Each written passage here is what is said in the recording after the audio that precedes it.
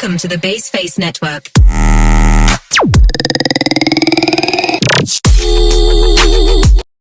Karya ilmiah menurut Kamus Besar Bahasa Indonesia adalah karya yang ditulis dengan prinsip-prinsip ilmiah berdasarkan data dan fakta yang didapat dari hasil observasi, eksperimen, dan kajian pustaka.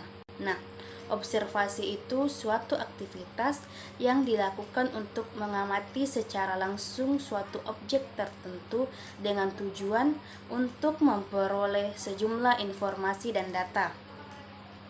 Eksperimen yaitu percobaan atau suatu tindakan dan pengamatan yang dilakukan untuk menganalisis sebab dan akibat. Selanjutnya yaitu kajian pustaka. Kajian pustaka itu memuat hasil kajian teori atau konsep, temuan ilmiah, dan inovasi metode yang sudah dicapai sebelumnya. Jenis-jenis karya ilmiah yang pertama yaitu artikel ilmiah. Artikel ilmiah merupakan karya tulis yang isinya menginformasikan segala sesuatu yang berkaitan dengan hasil studi dan penelitian. Yang kedua itu makalah. Makalah merupakan karya tulis ilmiah yang membahas suatu topik tertentu yang memerlukan studi langsung maupun tidak langsung. Yang ketiga itu skripsi. Skripsi merupakan tugas akhir yang harus dikerjakan oleh mahasiswa S1. Skripsi dibuat dari adanya permasalahan atau fenomena yang ada. Yang keempat itu tesis. Tesis yaitu pernyataan atau teori yang didukung oleh argumen-argumen untuk dikemukakan dan merupakan hasil studi yang sistematis dari suatu masalah. Dan yang kelima itu disertasi. Disertasi adalah sebuah paparan diskusi yang menyertai pendapat atau argumen. Dan yang keenam itu paper. Paper adalah sebuah tulisan yang membahas sebuah topik tertentu yang didukung oleh data serta argumen yang kuat dan valid. Dan yang ketujuh itu kertas kerja. Kertas kerja adalah karya ilmiah yang menganalisis data serta bersifat empiris dan objektif sama halnya dengan makalah. Tahap dan langkah dalam menulis karya ilmiah. Yang pertama itu tahap persiapan.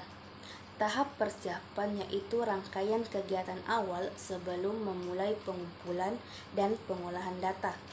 Dan yang kedua itu pengumpulan informasi. Pengumpulan informasi merupakan kegiatan atau aktivitas yang telah, sedang, dan yang akan dilaksanakan. Dan yang ketiga itu tahap pembuatan draft. Tahap pembuatan draft yaitu mempersiapkan bahan-bahan, referensi yang cukup dan sesuai tema yang dipersiapkan. Dan yang keempat itu tahap penulisan draft. Tahap penulisan draft yaitu mengekspresikan ide berupa tulisan kasar dan berkonsentrasi pada gagasan.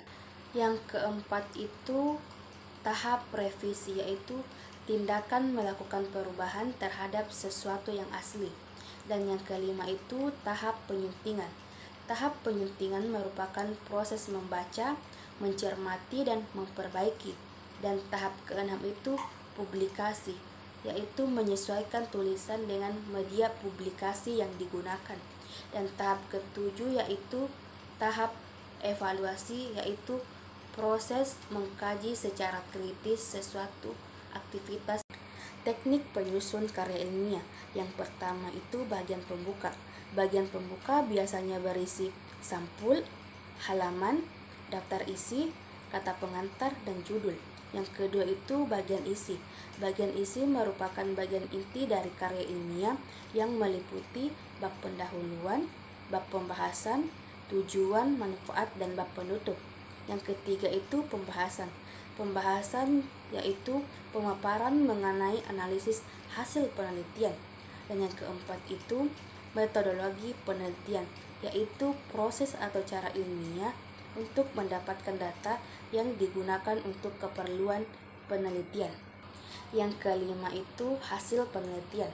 Hasil penelitian merupakan pemikiran asli peneliti yang bersifat hipotesis. Dan yang keenam itu bagian penutup. Bagian penutup biasanya berada paling belakang dan harus dibuat oleh penulisnya. Dan yang ketujuh yaitu bagian penunjang. Bagian penunjang biasa berisi lampiran yang berupa daftar pustaka, daftar tabel, dan daftar bagang.